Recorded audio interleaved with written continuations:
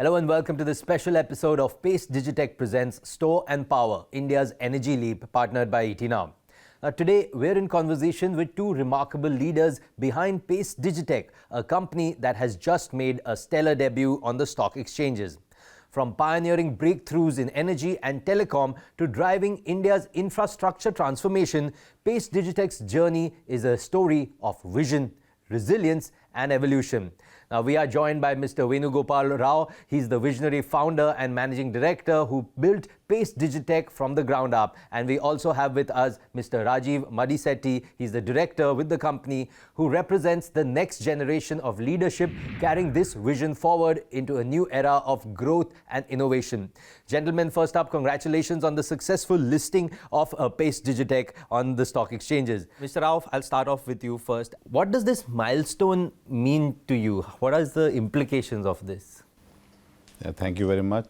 And yes, this IPO means a lot for our organization because from a humble beginning in 2007, and today we are at a position where we have listed our company, and then this is a kind of launch pad for us for our future growth and to scale up further in the sector what we are into, and it is a sense of satisfaction also for an entrepreneur, particularly a first-generation entrepreneur, to come to this level. So we are happy about this success of this IPO, and then we'll be now focusing on more bigger things now for our organization. Fantastic. And Rajiv, same question to you, because you've also been a part of this journey. We were talking earlier about how it's been a hectic last 1 month for everyone. Your thoughts, what does this milestone mean for the company, for you? It's a big deal for us, of course, and it boosts our potential, our capabilities, and this is an additional support from all the investors that we have got, and of course the additional money that we raised.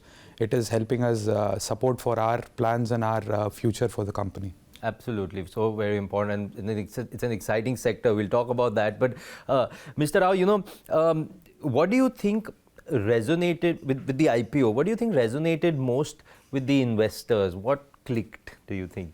Yeah, investors saw the innovation we are into, the battery energy storage system, as this is a new and emerging sector in the renewable energy, and we are the front runners, I must say, that where we have set up our plant of 5 gigawatt hour, and then we have business on hand and then a project on ground. So this is something which I believe the investors have considered that and they trusted us in this journey that and they also have seen our journey from 2007 onwards, like from a humble beginning, as I mentioned, to the position where we are into now. So I'm sure they would have seen this as a potential organization for them. So they have invested us, and we are grateful for this, and we'll certainly take care of their expectations, and we will meet them as and when it is. So, Mr. Rao, like you just mentioned 2007, humble beginnings.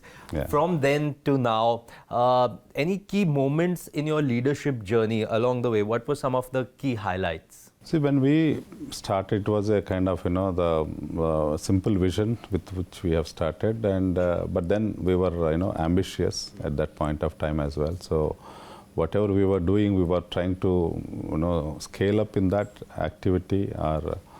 So we did very well from 2007, and then the first milestone was that we acquired a business from General Electric in 2014 called Lineage Power. So to help our product portfolio, we had acquired this business from GE, which is again kind of a landmark for our organization. And later, we have also now got into the energy storage. We spotted this opportunity much earlier, maybe 2 years before. And my team has worked relentlessly on the developing the technologies, are using our existing technologies, improving the technologies, and now today we have our own capabilities, inbuilt technologies that are being used in the new sector that is called battery energy storage systems. Fantastic, and it is a very exciting sector, an upcoming one at that. Rajiv, since we're talking about the IPO, one important thing that I wanted to ask you is, what are some of the next big opportunities that you foresee for Pace Digitek now post that the IPO is out? We are in two sectors, right? We are in telecom and in energy. So in both the directions, we are seeing a lot of big projects, a lot of big activity happening. In telecom, especially the lot of new towers that are being rolled out, a lot of fiber cable being rolled out, fiber projects that are being rolled out. These are for the unconnected villages across India, and these are being rolled out in a big way. So that is one big boost in the government, which is helping a lot of projects come through, for which that was one purpose for our IPO. That is one opportunity we see for our post-IPO. And in energy, we are seeing, like we discussed earlier, battery energy storage systems. There is a lot of push from the government and a lot of projects that are coming in the next few years. So this IPO, these are the opportunities that we are seeing, and we target to achieve and grow bigger in these directions. Fantastic. Mr. Venugopal, he's talking about all these big projects that are coming. But, there is one part I've heard about you is that you often emphasize that impact matters more than the number of projects that you are doing. So can you elaborate on what that means as a leader from your position? Why do you feel that impact matters so much? See, for an organization where it started with very small team, and today we are about 1,500 odd employees. So we always drive the core values. So that is like integrity. It plays a big role in our organization. Empowering them, empowering the team, to take the decisions at the right time, and then innovation. These are the three clear goals we have set for our organization.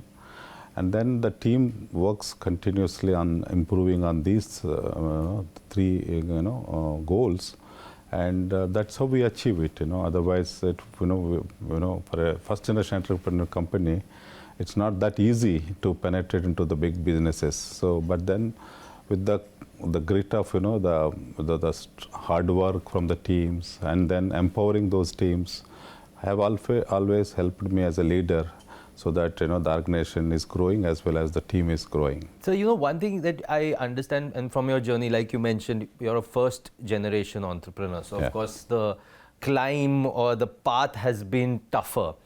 But how do you balance being a business leader, but the other time you're also in a way a visionary, because the company is working in energy, telecom space with battery energy storage systems, which are very new, which are still developing, growing, evolving.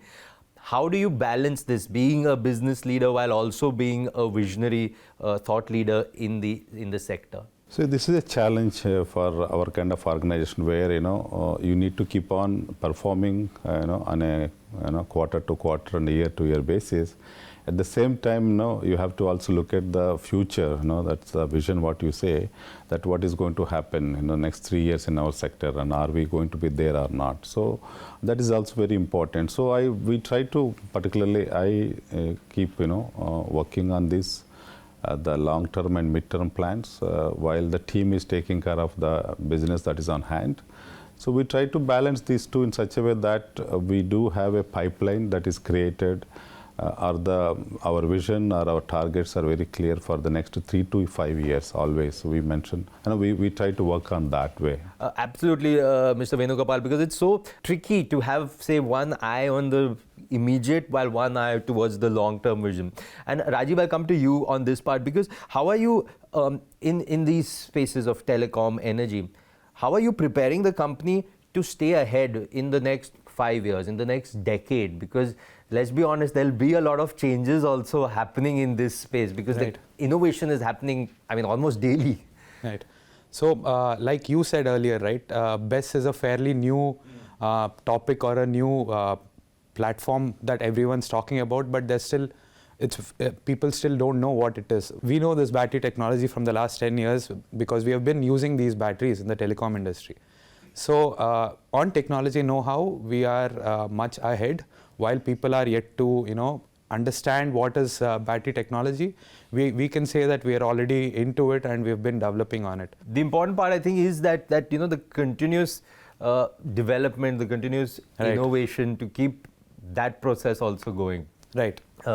Mr. Venugopal sir, as a managing director of the company, what are some of the key principles, what are some of the core values that help you in your decision making? Because of course there are very important decisions to be made all the time. So how do you imbibe your core values into that? We focus very much high on the integrity part of it. All the team has to align into that what we are doing and then how we are aligned to that. Number two is the innovation, because in the sector where we are into, so there's no standard product that can sell for more than a year. Every year you need to keep upgrading yourself on these technologies. And we are in one side telecom, as you mentioned, that that's like telecom is no longer a voice and data; it is more of application-driven network. So we are into that kind of networks where we build this end-to-end basis. So we keep upgrading ourselves through our innovation. So teams are working on the innovation, developing the technologies that are required for the industry. So we drive the innovation, very hard. And thirdly, we also work on the scaling up. We are, I would say, we are very good at the scaling up. Whenever an opportunity comes, we are quick adapters, I must say. So we adapt ourselves and then we roll out on the ground. So today we are a comprehensive player, right from the products to projects and services. So the entire team, the ecosystem is such that everybody is aligned, for its purpose, and everybody contributes to the success of this, the whole, plans. I like how you said, the company keeps adapting, because flexibility is so important in a space like this. And this actually wanted to come to my next question. Like earlier also you mentioned that, the government is also playing a key role, putting a lot of focus on this space. So, of course, in the energy space, in the clean energy space, connectivity, infrastructure, three of the main things where the government is focusing, where Pace Digitek is also there. How do you see the role of a company like Pace Digitek creating an impact in this space? Yeah, the government support is quite good in terms of this battery energy storage systems also, because they have already released 2 tranches of VGF, that Viability Gap Fund, and which helps the people to take decisions in terms of deploying these battery systems. That's quite helpful. That's where a lot of tenders have been already either awarded or at the bidding stage. It's also government is coming up with another PLI scheme, the performance linked incentive schemes, and so we're also waiting for that to be happened. So we also would see that government's push, and then the need is quite visible on the ground, that any more renewable energy to be added into the grid, which needs storage. It's almost mandatory now that it has to be done. So we are exactly in that space where we are ready with the entire ecosystem for deploying these solutions on the ground. So we see that the government push and then our readiness, both are kind of aligned with the thoughts of the government's policies, and we believe that we are one of the I would say among the lead players who will be utilizing the government support and rolling out this solution, so that our organization also is benefited, as well as we are contributing in a way to the nation, in this space. Absolutely, because this whole space, the clean energy, connectivity, infrastructure, telecom is totally going to be a game changer for India and India's growth. Rajiv, similar, just taking this ahead with you. Like I said, the green energy, of course, if you see the importance of technology, you see the importance of infrastructure and sustainability. Where do you see the intersection of these 3 things, technology, infrastructure, sustainability, in shaping India's growth story? So I think, again, the combination of the government policies plus the new technologies that are coming through and the products that we have been developing, combination of all this is what supports as a whole for the complete infrastructure to come up across India. Absolutely. So it's definitely exciting times. Well, it's time for a very short break, but after the break, we'll explore how Pace Digitek is aligning with India's clean energy and digital transformation goals. Stay tuned. We'll be right back.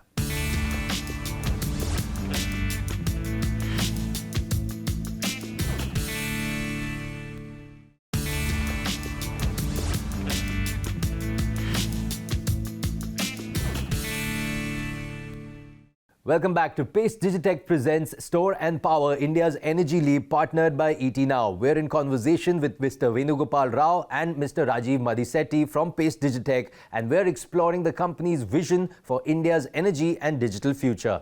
Mr. Venugopal, so BESS, which is Battery Energy Storage Systems for our viewers, now they are considered as a game changer because, I mean, India, yes, we are able to generate renewable energy, but until we are not able to store it, what do you do with that energy? So of course it's making a big impact. What is your perspective on the long-term role of BESS in India's power requirements? Because there have been parts of the country which didn't have power. I mean, the situation of course has improved, but we've heard of stories where, 8 hours, 10 hours, there's no power in some rural areas. So how do you see BESS coming in and changing the game in India's power sector? The renewable energy is contributing a lot of the country's energy need. Our country's energy need is growing at about 7 to 7.5% on year basis. And then the renewable energy, the mandate for the government is that by 2030, we need to have about 500 gigawatt of energy coming from the renewable sources, which is the 50% of the country's need. And it is happening already. More than 200 gigawatt is already under deployment or deployed. So it's going to happen. That's because the technologies and that already been matured in these renewable energies. So that's not an issue that how we are going to roll out. Now the question here is that these the majority of the renewable energies, particularly when it comes to solar or the wind energies, they are intermittent. They are not constantly available. So that is the big challenge. What it means or what it translates for some common man is that whenever there is a energy generated, we need to consume it. Otherwise, it's of no use. Now, if a country were to have a 50% energy coming from the renewable energies, and it's not possible to consume that as it is generated. Yeah. So it also means that whenever there is a generation, probably we have excess energy. When it's not generated, we need energy. So that is a kind of situation we are into. So that is where the energy storage comes into play. And now it is kind of it is indispensable now. The battery has to be hooked up, into this renewable energy so that the excess energy that is being produced will be stored into the batteries and then consumed during the the other the peak hours we call in the evening peaks and things like that whenever it is required. So that would make that is where the battery is very now in the kind of very much required. And playing an invaluable role there. Absolutely, as well. absolutely. Mr. Venugopal, if I ask you that for the nation to achieve energy security and digital inclusivity, what do you think we need the most? Is it policy support? Is it infrastructure scaling? Or is it the technology innovation? What do you think?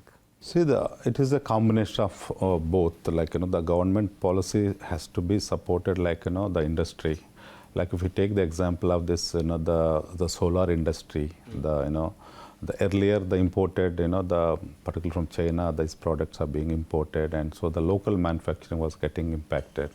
So government has brought up this ALMM list 1 and then list 2. So finally, now all the solar industry manufacturer, the local industry is doing fantastic on this.